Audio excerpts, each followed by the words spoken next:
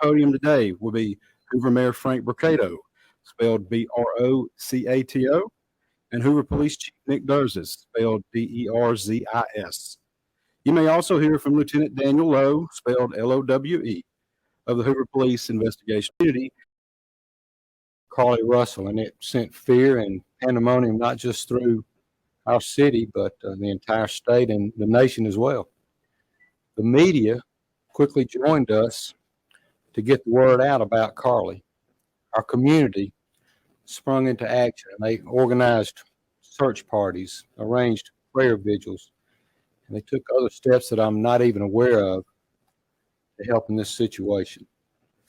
The Hoover Police Department quickly rallied multiple partner agencies, stopping at nothing to find Carly.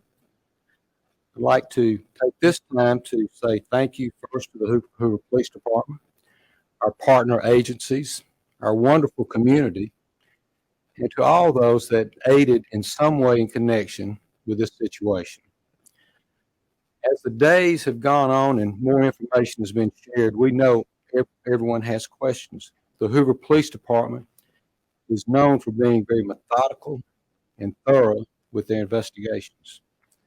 For that reason, we did not feel comfortable speaking in detail publicly until now. It is important that we share this information now so that our community can be put at ease. So at this time, I'll turn the microphone over to Hoover Police Chief Nick Durzis. Thank you. Thank you, Mayor. Thank everyone for being here today. Besides me stands the team who played a significant role in this investigation. I want to thank our department, members of surrounding local law enforcement agencies, the FBI, Secret Service. United States on Saturday, July 15th, what exactly took place. Let me say up front, this investigation is not over.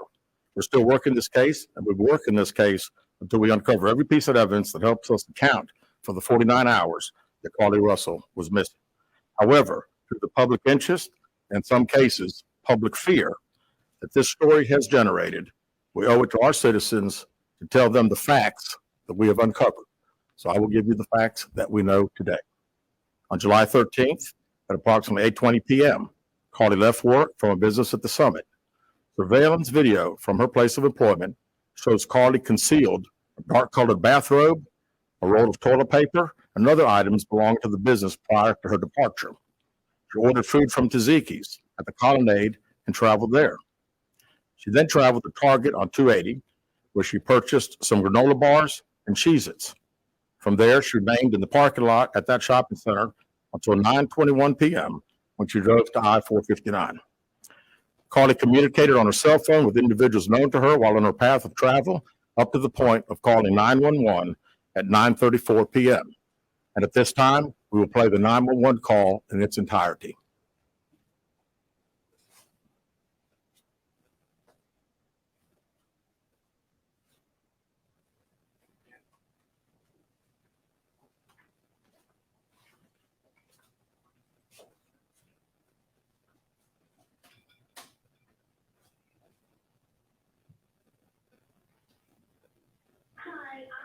On Interstate 459, and there is a kid just walking by themselves. Oh, hold on. Where on 459 are you? I'm right next to the exit 10 by the cover bed, like you got my minute. Okay, so you're before the exit? Yes. Okay, and were you headed southbound or northbound? Okay, 480. Towards Tuscaloosa. Okay. And was the child on the left or right side? On the right side. Were they walking northbound or southbound? They're walking towards Tuscaloosa. Walking southbound. Or how old is they like? Like a toddler, like maybe like 3 or 4. Did you go under with them? Are you still with them? Okay. Are you with the child? What vehicle are you in? I'm in a red Mercedes-Benz. I mean, it's a sedan. Okay.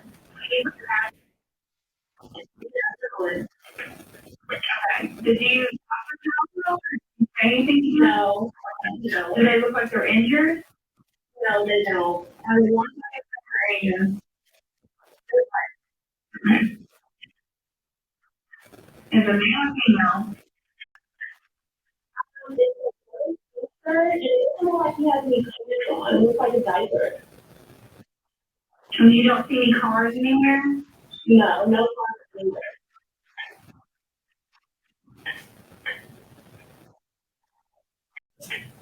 You don't see much off the Oh, no, but I can't really see them that good. Okay, try to keep an eye on them for the best you can. 'Cause I don't want to do that. Do they have shoes on? No, Shoes? not that I see. I can't really see that. Look, Okay. All right. On the line. Just try to stay, keep an eye on them, but the officers are on the. After speaking with the 911 operator. She went missing during that conversation sometime after 9:36 p.m. Traffic camera footage depicted this portion of the incident. That footage was analyzed as part of the investigation in conjunction with the 911 call and cell phone data to accurately determine the time frame.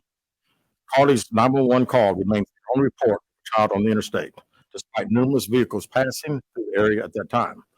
No one has called to report that a child is missing, and the Hoover Police Department did not locate any evidence of a small child walking down the interstate. Data from Carly's phone, including her Life 360 app, shows that she traveled approximately 600 yards in a vehicle while she was on the phone with 911, stating that she was following a child. 600 yards. That is 6 football fields straight, 600 yards. The Hoover 911 Center received a second call from Carly's mother stating that a relative was on the phone with her when they heard Carly scream, and then they had an open phone line. Hoover police officers arrived on the scene within 5 minutes of being dispatched. Several other officers arrived shortly. They located Carly's wig and cell phone in the grass near the vehicle. Her purse was located in the front seat of her vehicle with her Apple Watch in the purse. The food she ordered for Tzatziki's was also in the car. The items she purchased from Target, as well as the items taken from her place of employment, were not in the vehicle, nor were they located anywhere around the scene. Hoover police deployed all available assets from the point in the search for Carly. Additional resources were called in to include our own drone unit, crime scene investigators. Numerous detectives responded to the scene. Throughout the day Friday, officers from surrounding local and federal agencies assisted Hoover police in the search for Carly Russell. Officers returned to the scene on 459 to conduct a thorough line search for evidence. K-9 teams from the Jefferson County Sheriff's Department responded to check for any sign of Carly, the child that she claimed to see, and anything else that could be considered evidence in this case. Those searches all turned up empty. Private citizens, including search parties organized by her family, friends, began looking everywhere that they could to find any trace. These searches took place throughout the day Friday and again on Saturday, yielding nothing. At 10:44 p.m. on July 15th, the Hoover 911 center receives a call from Carly's residence stating that she returned home on foot. In subsequent investigations, detectives obtained surveillance footage of Carly walking down the sidewalk alone prior to arrival at her residence. She was conscious and speaking with paramedics when she was transported to UAB. Detectives were able to obtain a brief statement from her prior to being treated and released.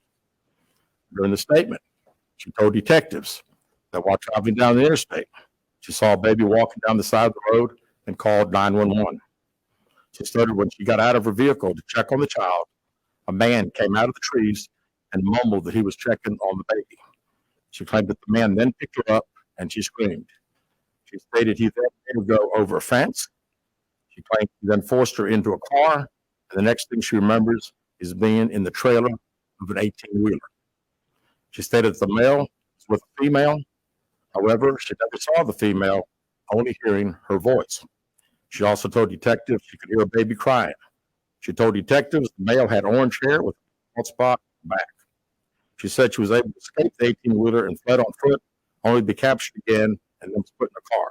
She claimed she was then blindfolded but was not tied up because the captor said they did not want to leave impressions on her wrists. She said that they took her into a house and made her get undressed. She believes they took pictures of her but she did not remember them having any physical or sexual contact. She stated the next day she woke up and was fed cheese crackers by the female. She said the woman also played with her hair, but could not remember anything else. At some point, she was put back in a vehicle she claims was able to escape while it was in the West Hoover area. She told detectives she ran through lots of woods until she came out near her residence. During this interview, detectives noted that Carly had a small injury to her lip, and she claimed that her head was hurting. She also had a tear in her shirt. Detectives also noted that she had $107 cash in her right sock. Out of respect for Carly and her family, detectives did not press for additional information in this interview and made plans to speak with her in detail after giving her time to rest. Detectives continue analyzing data from Carly's cell phone that was left behind at the scene. We enlisted the help of the United States Secret Service in conducting this analysis. Part of what data includes several internet searches in the days leading up to her disappearance that I think are very relevant to this case. On July 11th at 7:30 a.m., the term "you have to pay for an Amber Alert" was searched.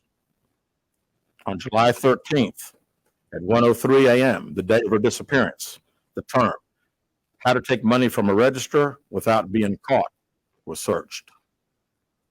On July 13th at 2:13 a.m., the day of her disappearance, the term "Birmingham bus station" was searched. On July 13th, 2:35 a.m., a search for a one-way bus ticket from Birmingham to Nashville was conducted with a departure date of July 13th. On July 13th at 12:10 p.m., a search for the movie Taken, a film about abduction, was conducted. There were two searches related to Amber Alerts on a computer at Carly's place of employment, including one regarding the maximum age of an Amber Alert. There were other searches on Carly's phone that appeared to shed some light on her mindset, but out of respect for her privacy, we will not be releasing the content of those searches at this time. We've asked to interview Carly a second time, but have not been granted that request. As you can see, there are many questions left to be answered, but only Carly can provide those answers. What we can say is that we've been unable to verify most of Carly's initial statement made to investigators, and we have no reason to believe that there is a threat to the public safety related to this particular case. Thank you very much. With that, open the floor for some questions. Please raise your hand and I will call on you. Carol. Chief, do you expect any charges against Carly Russell in connection with the disappearance and in connection with what was taken from the Woodhouse spa? Right now, our focus is to determine those 49 hours, so the investigation continues. So to be perfectly honest with you, that hasn't even been in our mind or been discussed.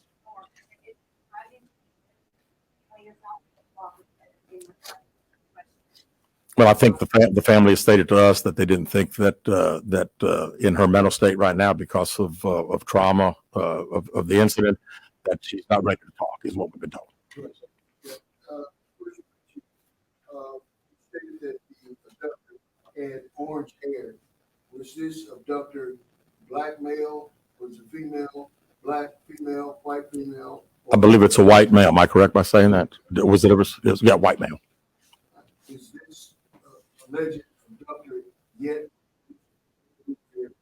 Don't believe so. Yes, ma'am. Chief Brittany Deal, WBRC, has a toxicology report been done, and were any drugs or illegal substances found in her system? We have no report of that. Is any indication of mental illness in this case? Not that I'm aware of. Lisa. There's been a concern that this turned out not to be a true story. That the next time a young woman of color was missing, that it might not be taken seriously. How would you respond to that? I'd respond to say that we investigate every crime to the fullest, just like we have this one.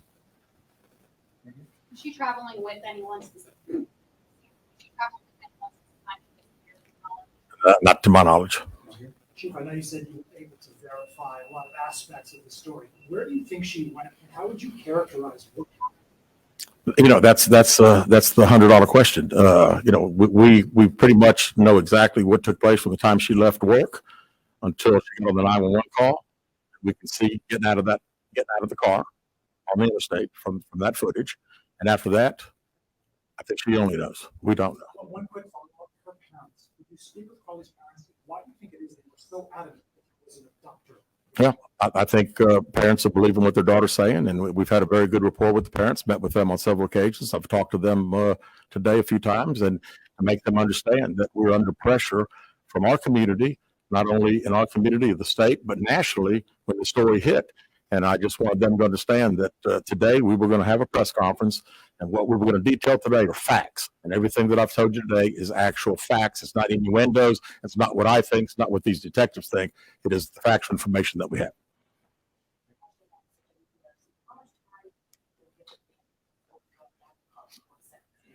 Well, I think our detectives have talked to the parents, and we're ready. We're ready to talk as soon as she's ready. So, you know, she called right now. We're ready.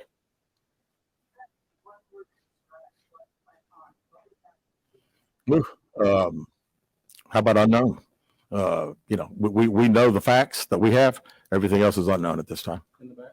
What have the past few days been like for you, your department? This has been a stressful search, hasn't it? Well, absolutely. And again, the focus of the investigation that Thursday when she went missing, of course, the focus was to get Carly home. That's what we want all. We wanted her safe and sound. And that's all happened.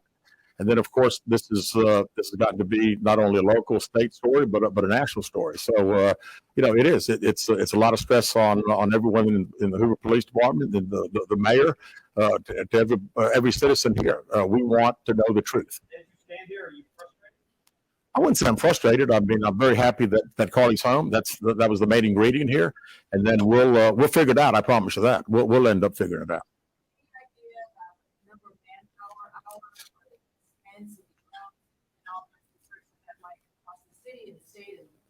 Yeah, we haven't had time to consider that, but it's you know, again, these detectives that are here, this is just a small group of people that have been associated with this case. We have put every available resource that we have on this case because we wanted to make sure that we found out everything. We wanted to get her home, and we have. Was there any prior indication of mental health problems? Not that I'm aware of. Can you just expand on the people from the state, federal resources brought in? What were they doing exactly as you all were searching for her? Can you just expand on that? Sure. A lot of the from the FBI side, several agents helping us interview. I mean, as you must be outlandish, highly unusual to the day that someone gets kidnapped. That several 7 hours or 8 hours before that. And I'm not saying it couldn't happen because I've always been one of these guys. Never say never. But 6 football fields. I like athletics. I like football. 6 football fields. To think that a toddler, barefoot, that could be 3 or 4 years old, is going to travel 6 football fields without getting in the roadway, without crying, without any just moving down. It's just very hard for me to understand. Did